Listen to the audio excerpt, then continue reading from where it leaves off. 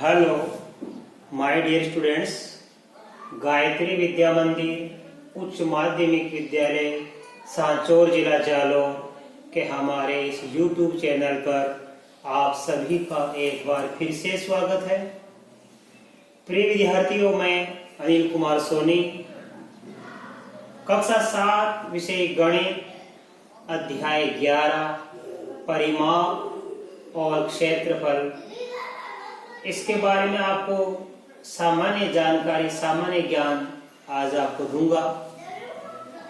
देखिए बच्चों, इस अध्याय की शुरुआत करने से पूर्व मैं आपको एक बार फिर दोहराना चाहूंगा कि यदि आपने अभी तक हमारे गायत्री विद्या मंदिर उच्च माध्यमिक विद्यालय सांचौर के इस YouTube चैनल को सब्सक्राइब नहीं किया है तो सब्सक्राइब जरूर करें, जिससे कि आपको आगे आने वाले वीडियोस के नोटिफिकेशन समय समय पर प्राप्त हों और आप निर्बाध रूप से अपनी पढ़ाई को सुचारू रूप से जारी रख सकें। देखो बच्चों, कुछ सामान्य जानकारी मैं आपको दे रहा हूं। जैसा कि हमारे अध्याय का नाम है परिमाप और क्षेत्रफल। ये परिमाप क्या होता है? परि यानी चारों ओर का, परि यानी चारों ओर का, और माप यानी माप। तो किसी भी आकृति की चारों ओर का जो माप होता है उसे हम परिमाप कहते हैं। ये तो इसका शाब्दिक अर्थ है।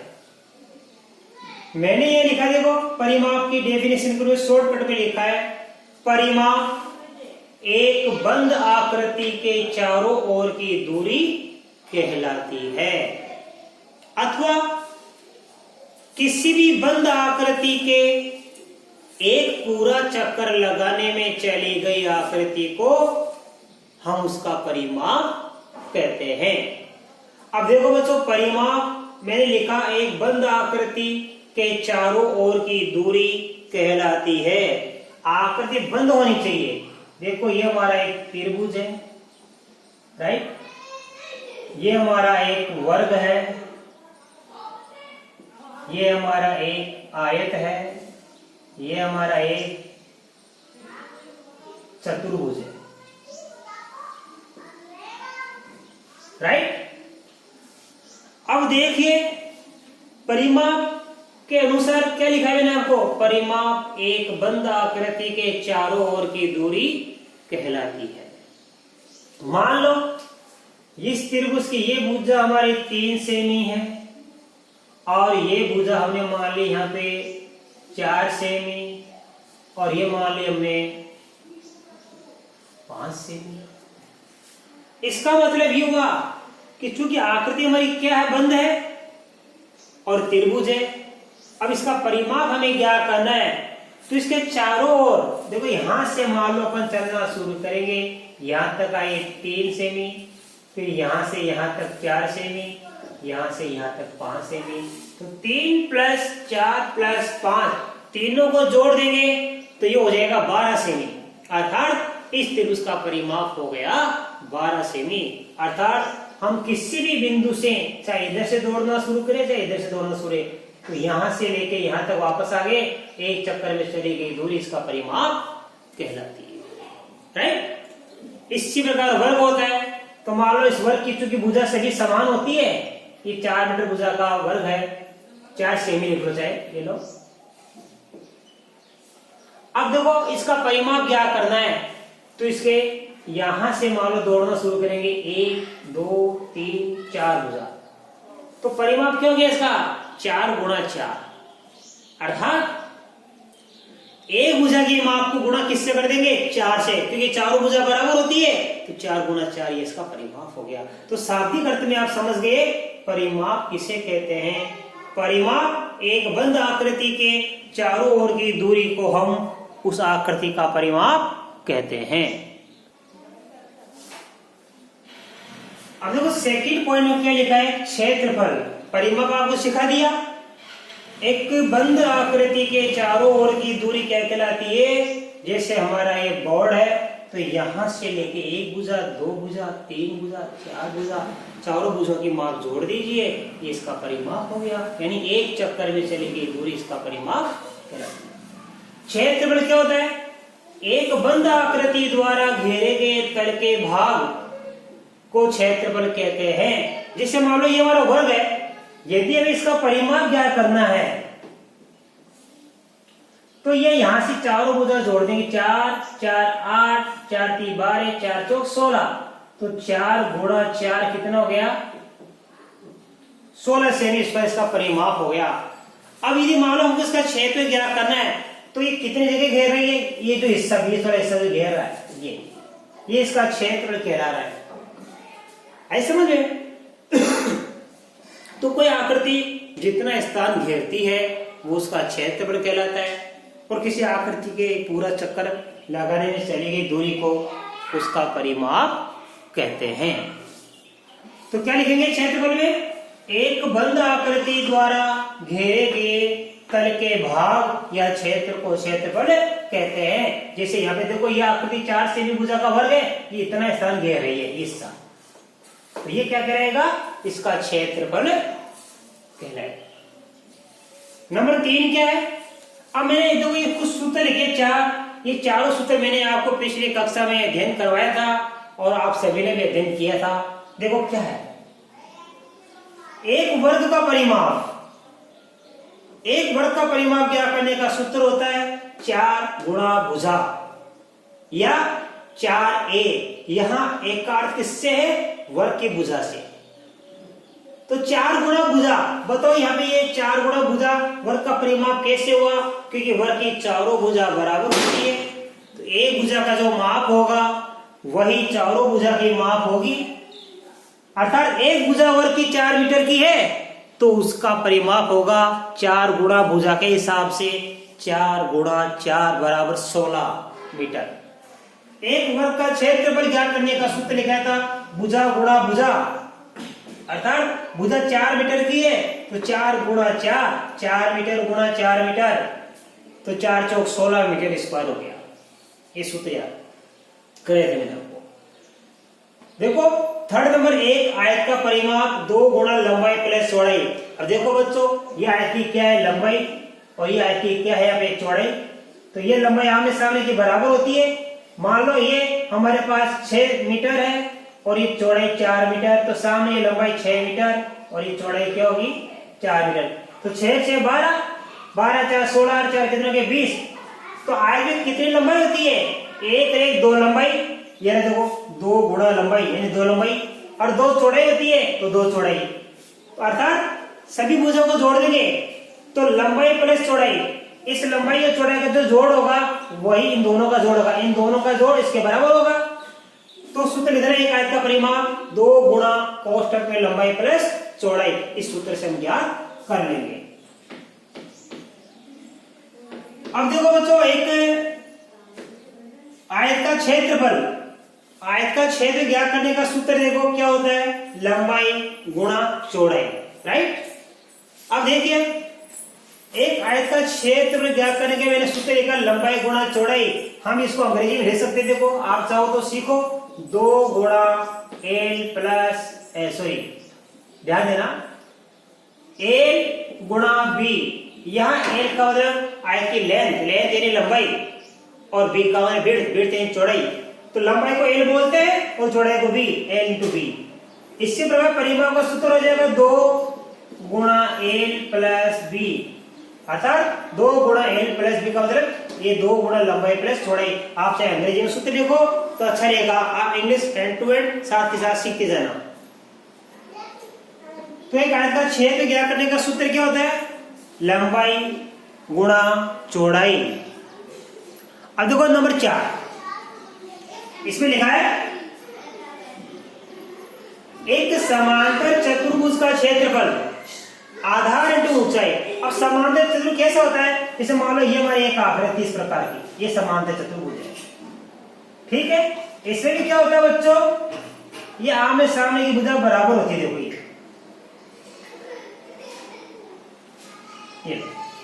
ये आमने सामने की भुजा बराबर होती है, तो ये इसका क्या है? आधार। और यहां से मैंने ये लंब डाल दिया, ये ऊंचाई, तो इसको बोलते हैं ऊंचाई।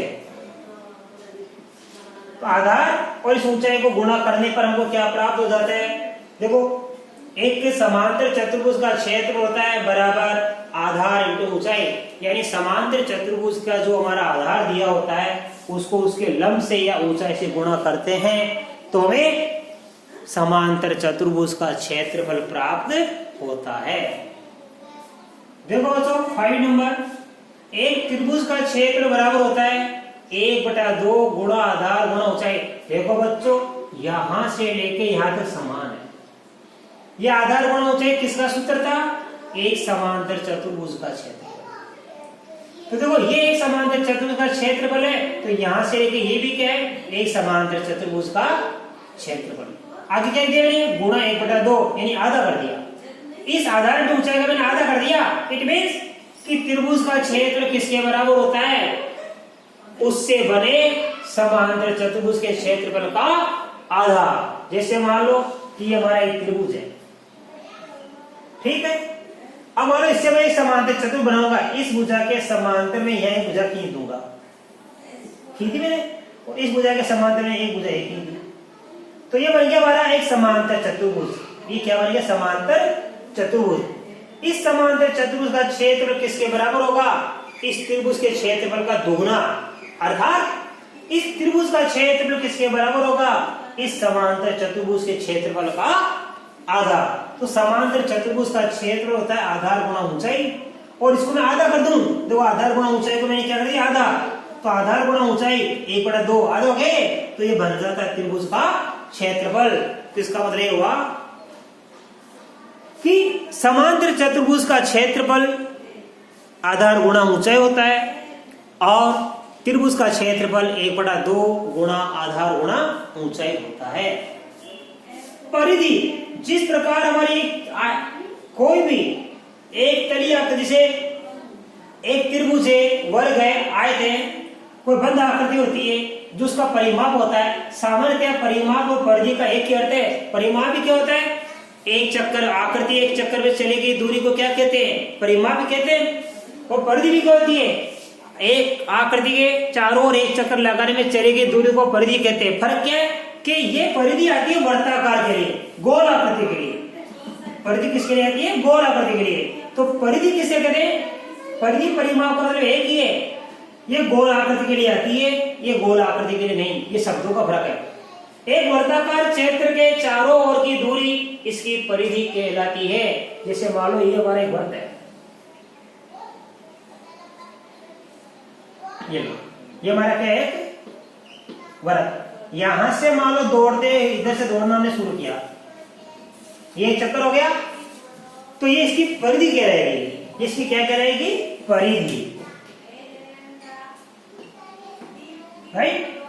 तो एक वर्ताकार क्षेत्र के चारों ओर की दूरी इसकी परिधि कहलाती है, यानी इस वृत्त के एक पूरा चक्कर लगाने में चली गई दूरी को इसकी परिधि कहते हैं।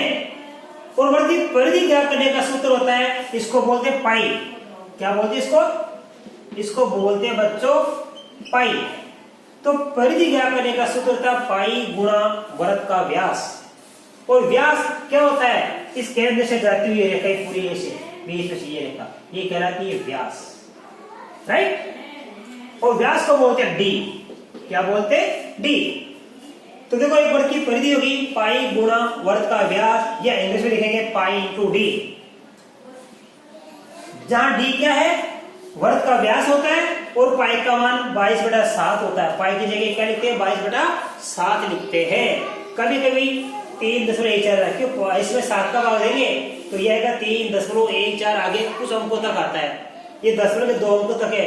22 से 7 का भाग दे के देखना, यही आता है 3.14, ही आता है। तो पाई का मान 22/7 भी ले सकते हैं, और पाई का मान 3.14 भी ले सकते हैं। आपको हमेशा पाई का मान 22/7 ही रखना है। यदि ये दिया हुआ आ जाए तो पाई का मान 3.14 रखना आपको। सातवां, एक वृत्त का क्षेत्रफल क्या होता है? तो वृत्त का क्षेत्रफल, ये जो हमारा वृत्त है, ये कितनी जगह घेर रहा है? ये सारी जगह ये क्षेत्र कहलाता है। तो वर्ग का क्षेत्र ज्ञात करने का सूत्र होता है पाई आर स्क्वायर, जहां आर क्या वर्ग की त्रिज्या, त्रिज्या क्या होती है, जैसे ये हमारा वर्ग है, राइट, ये हमारा क्या केंद्र में से जाने वाली रेखा व्यास कहलाती है, और ये आधी, यानी ये त्रिज्या, त्रिज्या क्या होती है, व्यास की आधी होती है। तो वर्ग का क्षेत्र होता है पाई आर स्क्वायर, जहां आर बराबर वर्ग की त्रिज्या को कहते हैं। इकाइयों का रूपांतरण, 1 मीटर स्क्वायर कितने सेमी स्क्वायर के बराबर होता है, 1 मीटर स्क्वायर बराबर होता है 10,000 सेमी स्क्वायर, ये आपको याद करना है। 1 सेमी स्क्वायर बराबर होता है 100 मिलीमीटर स्क्वायर, और 1 हेक्टेयर बराबर होता है 10,000 मीटर स्क्वायर। ये आपको सारी इकाइयां भी याद रखना आवश्यक है। अब कैसे है, देखो नंबर 1 बता रहा हूं मैं, नंबर 1 यहां क्या लिखा है, देखो 1 मीटर स्क्वायर है, इसका मतलब होता है बच्चों कि 1 मीटर को हम 2 बार लिखेंगे, 1 मीटर गुणा 1 मीटर। 1 मीटर स्क्वायर का मतलब होता है 1 मीटर गुणा 1 मीटर, 1 मीटर को 2 बार लिखेंगे, फिर हम इसको गुणा करेंगे।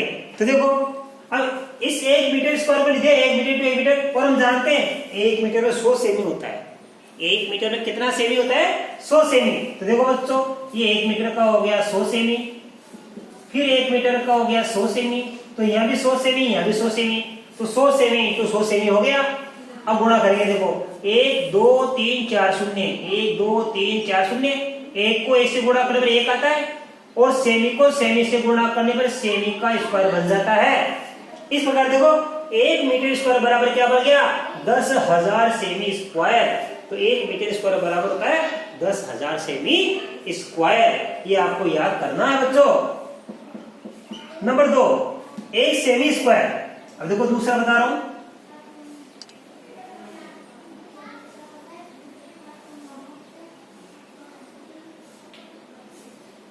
अब यहां पे लिखा है 1 सेमी स्क्वायर, ध्यान देना, सेमी स्क्वायर को बदलना मीटर स्क्वायर में। हम जानते हैं कि 1 सेमी में कितना होता है, देखो 1 सेमी स्क्वायर का मतलब 1 सेमी गुणा 1 सेमी लिखेंगे, और 1 सेमी में कितना मिलीमीटर होता है, 10 मिलीमीटर। ये आपका स्क्वायर होता है, ये होता है मान लो 0, ये होता है आपका मान लो 1, ये होता है आपका मान लो 1, ये 2, ये 3, ये 4, अंदर छोटी छोटी 2 3 4 5 6 7 8 9 10 लाइनें होती है, ये मिलीमीटर होती है, 10 मिलीमीटर। तो 1 सेमी में होता है 10 मिलीमीटर, फिर 1 सेमी में होता है 10 मिलीमीटर, 10 को 10 से गुणा करेंगे तो 100 बन जाता है, और मिलीमीटर को मिलीमीटर से गुणा करेंगे तो mm स्क्वायर बन जाएगा, mm स्क्वायर। तो 1 सेमी स्क्वायर बराबर होता है 100 mm स्क्वायर, यानी 1 सेंटीमीटर स्क्वायर बराबर होता है 100 मिलीमीटर स्क्वायर के। 1 हेक्टेयर में होता है 10,000 मीटर स्क्वायर, 1 हेक्टेयर में कितना होता है, 10,000 मीटर स्क्वायर। क्योंकि ध्यान देना, जो हमारा 1 हेक्टेयर होता है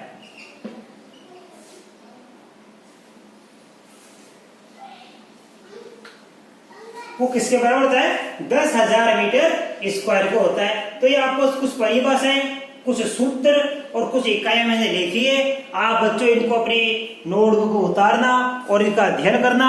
मैं आशा कर सकता हूं कि आज बताया गया ये परिमाप और क्षेत्रफल 11 नंबर का जो अध्याय है, इसका आपको सामान्य ज्ञान, बेसिक नॉलेज बड़े अच्छी तरीके से समझ में आया होगा।